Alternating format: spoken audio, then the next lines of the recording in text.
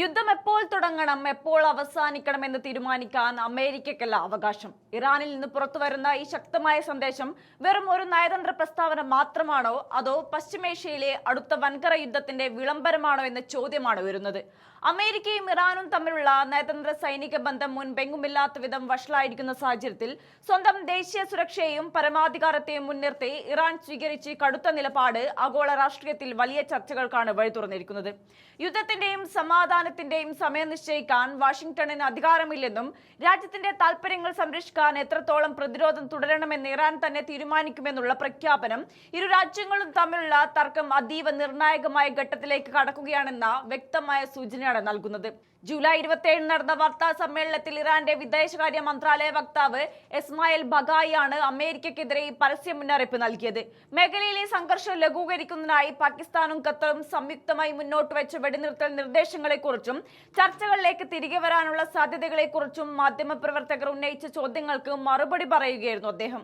സമാധാനത്തിനും വെടിനിർത്തലിനുമുള്ള മധ്യസ്ഥ ശ്രമങ്ങൾ സജീവമായി നടക്കുമ്പോഴും പശ്ചിമേഷ്യയിലേക്ക് അമേരിക്ക വൻതോതിൽ ആയുധങ്ങൾ എത്തിക്കുന്നത് തുടരുകയാണെന്ന റിപ്പോർട്ടുകൾ പുറത്തു വരുന്നതിനിടെയാണ് ബഗായിയുടെ പ്രസ്താവന എന്നതും ശ്രദ്ധേയമാണ്. സൈനിക വിദേശ നയ തീരുമാനങ്ങൾ ഒരു വിദേശ രാജ്യത്തിന്റെയോ ബാഹ്യശക്തികളുടെയോ സമ്മർദ്ദത്തിന് വഴങ്ങി രൂപപ്പെടുന്നതല്ലെന്ന് ബഗായി അടിവരയിട്ട് പറഞ്ഞു. ദേശീയ സുരക്ഷയും രാജ്യത്തിന്റെ പരമാധികാര താൽപര്യങ്ങളും മാത്രമാണ് ഭരണകൂടത്തിന്റെ എല്ലാ തീരുമാനങ്ങളുടെയും മാനദണ്ഡം.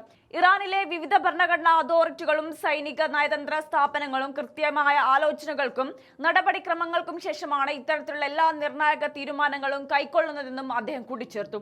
യുദ്ധത്തിന്റെ തുടക്കവും ഒടുക്കവും നിശ്ചയിക്കാൻ അമേരിക്കയെ ഞങ്ങൾ ഇതുവരെ അനുവദിച്ചിട്ടില്ല, ഇനി അനുവദിക്കുകയുമില്ല എന്ന ഇറാന്റെ തുറന്നടിക്കലാണ് അമേരിക്കൻ ഭരണകൂടത്തെ കൂടുതൽ ചൊടിപ്പിച്ചിരിക്കുന്നത്. സ്വന്തം സുരക്ഷ ആവശ്യപ്പെടുന്നിടത്തോളം കാലം സ്വയം പ്രതിരോധത്തിൽ നിന്ന് പിന്നോട്ടില്ലെന്ന് വ്യക്തമാക്കുമ്പോഴും ദേശീയ താൽപര്യങ്ങൾ സംരക്ഷിക്കാൻ സാധിക്കുമെങ്കിൽ നയതന്ത്ര ചർച്ചകൾക്ക് വാതിൽ പൂർണ്ണമായും കൊട്ടിയടച്ചിട്ടില്ലെന്നും ഇറാൻ വ്യക്തമാക്കുന്നു. അതായത് സൈനിക പ്രതിരോധവും നയതന്ത്ര ഇടപെടലുകളും ഒരേ സമയം മുന്നോട്ട് കൊണ്ടുപോകുമെന്ന തന്ത്രപരമായ നിലപാടാണ് ഇറാൻ ഇവിടെ സ്വീകരിക്കുന്നത്. കഴിഞ്ഞ കുറച്ചു മാസമായി ഹോർമൂസ് കടലിടുക്കിലെ സൈനിക സാന്നിധ്യം, ഇറാനുമേലുള്ള സാമ്പത്തിക ഉപരോധങ്ങൾ, മേഖലയിലെ പ്രാദേശിക സായുധ സംഘങ്ങൾക്ക് ഇറാൻ നൽകുന്ന പിന്തുണ എന്നിവയെ ചൊല്ലി യുഎസും ഇറാനും തമ്മിൽ രൂക്ഷമായ തർക്കങ്ങളാണ് നിലനിൽക്കുന്നത്. ഖത്തറിന്റെയും പാകിസ്ഥാന്റെയും മധ്യസ്ഥതയിൽ ചർച്ചകൾക്ക് ശ്രമം നടക്കുന്നുണ്ടെങ്കിലും എണ്ണ വ്യാപാരത്തെയും അമേരിക്കയുടെ ആശങ്കകളെയും കുറിച്ച് പ്രതികരിച്ച ബഗായി, അമേരിക്കയുടെ ആശങ്കകളല്ല, ഇറാന്റെ ദേശീയ ആവശ്യങ്ങളാണ് ഞങ്ങൾക്ക് പ്രധാനമെന്ന് നിലപാട് വ്യക്തമാക്കി. സമ്മർദ്ദം ചെലുത്തി കീഴടക്കാൻ നോക്കിയാൽ അതേ നാണയത്തിൽ തിരിച്ചടിക്കുമെന്ന മുന്നറിയിപ്പും ചർച്ചകൾക്ക് അന്തസ്സുള്ള അന്തരീക്ഷം ഒരുക്കിയാൽ നയതന്ത്രത്തിന് തയ്യാറാണെന്ന സൂചനയുമാണ് ഇറാൻ ഈ നിലപാടിലൂടെ ലോകത്തിന് നൽകുന്നത്.